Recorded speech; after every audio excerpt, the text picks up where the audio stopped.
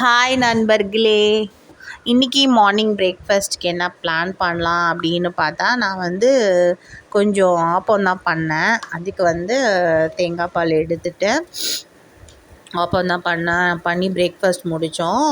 Morning இந்த மாதிரி வெறும் வயிற்றில் தேங்காய் பால் எடுத்துக்கிறது ரொம்ப நல்லது. வயிற்றுக்கு புண்ணெல்லாம் இருந்துச்சுன்னா நல்லாவே அது க்யூர் பண்ணும். ஸோ நான் கிண்ணத்துலேயே டைரெக்டாக போட்டு அதிலே பால் ஊற்றி கொடுக்கும்போது அப்படியே பசங்க காலைல சாப்பிட்ருவாங்க. தட்டோடு இது நல்லா கம்ஃபர்டபுளாக இருக்கும்னு அப்படியே பண்ணி சர்வ் பண்ணிட்டேன். மதியானம் லஞ்சுக்கு என்ன பண்ணலாம் அப்படின்னு பிளான் பண்ணும்போது இன்றைக்கி கொஞ்சம் பருப்பு தான் செய்யணும். ஸோ பொடலங்காய் கூட்டு பண்ணேன். சிறுபருப்பு ஸோ வெங்காயம் தக்காளியெல்லாம் போட்டு பொடலங்காய் அரிஞ்சு போட்டு ஜஸ்ட்டு வதங்கின அப்புறம் சிறுபருப்பு கடலப்பருப்பு ஸ்ப்ரெட் பண்ணி கொஞ்சம் நல்லா வேக வச்சுட்டு அதுக்கப்புறம் நல்லா திக்கானதுக்கப்புறம் எடுத்து சர்வ் பண்ணேன். இதுக்கு என்ன காம்பினேஷன் பார்த்திங்கன்னா, பூண்டு குழம்பு தான் வச்சேன்.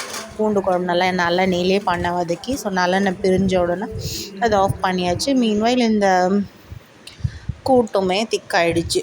ஸோ இன்றைக்கி எங்கள் வீட்டில் லன்ச் என்ன பார்த்திங்கன்னா, ஸோ இன்றைக்கி ஃப்ரைடே இருந்தாலும் நாளைக்கும் சாம்பார் பண்ணோம். ஸோ நாளன்னைக்கும் சாம்பார்ன்றனால நான் இன்றைக்கி இந்த மாதிரி பிளான் பண்ணிவிட்டேன். நல்லா சின்ன வெங்காயம் பூண்டு நல்லா போட்டு பூண்டு குழம்பு பண்ணிவிட்டு அதுக்கு பொடலங்காய் கூட்டு தான் பண்ணேன். கடலப்பருப்பு சிறுபருப்புலாம் போட்டு தென் ஒரு கப் ஆஃப் தயிர் தான் வச்சுக்கிட்டோம். வச்சு இன்றைக்கி சிறப்பாக லன்ச் முடிச்சாச்சு. ஸோ நீங்கள் என்னெல்லாம் சாப்பிட்டீங்க அப்படின்னு கண்டிப்பாக கமெண்ட் செக்ஷனில் கமெண்ட் பண்ணுங்கள். உங்களுக்கு எங்கள் சேனல் பிடிச்சிருந்துச்சு அப்படின்னா லைக் பண்ணுங்கள், ஷேர் பண்ணுங்கள், சப்ஸ்கிரைப் பண்ணுங்கள்.